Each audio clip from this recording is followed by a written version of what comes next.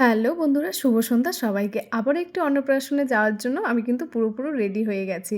আর নিমন্ত্রণ মানে যেতেই হবে, আর এই নিমন্ত্রণ আছে আমার একদম বাড়ির কাছেই।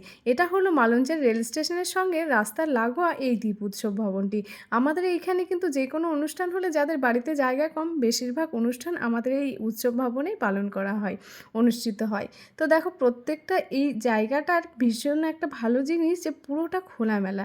মানে সব কিছুই বাইরে হয়, আর এতটাই সুন্দর একটা বড় জায়গা যে সব কিছু এখানেই করা যায়। তো তারপরে চলে গেলাম পুচু সোনাকে দেখতে, কারণ আমি পুচু সোনাকে প্রথমবার দেখবো সামনাসামনি, কারণ এতদিন তো ওর ছবিতে দেখেছি, আর ওকে দেখতেও যাওয়ার সময় আমার হয়নি। তো দেখো, ভীষণই মিষ্টি হয়েছে পুচু সোনার। পুচু সোনার অন্নপ্রাশন তো দুপুরবেলা হয়ে গেছে, আর রাত্রেবেলা খাওয়া দাওয়ার অনুষ্ঠান চলছে। তো একটা অনুষ্ঠানে গেলে সবার সঙ্গে দেখা হলে কিন্তু ভীষণই একটা ভালো লাগে।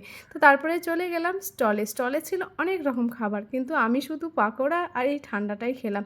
তো তারপরেই দেখো, সবাই নেচে নেচে পুরো সন্ধ্যা যে অন্নপ্রাশন পার্টিটা জমজমাট করে তুলেছে। তো ছেলের ভীষণ খিদে পাওয়াতে চলে গেলাম খাবার টেবিলে।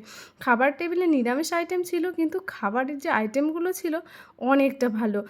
প্রত্যেকটা খাবার যেন ভীষণই টেস্টি ছিল। তো যাই হোক, আর আমি তো খেতেও পারছিলাম না আমিষ খাবার। তো চলো, খাওয়া দাওয়া কমপ্লিট, এখন বাড়ির দিকে যাওয়া যাক। চলো, টাটা।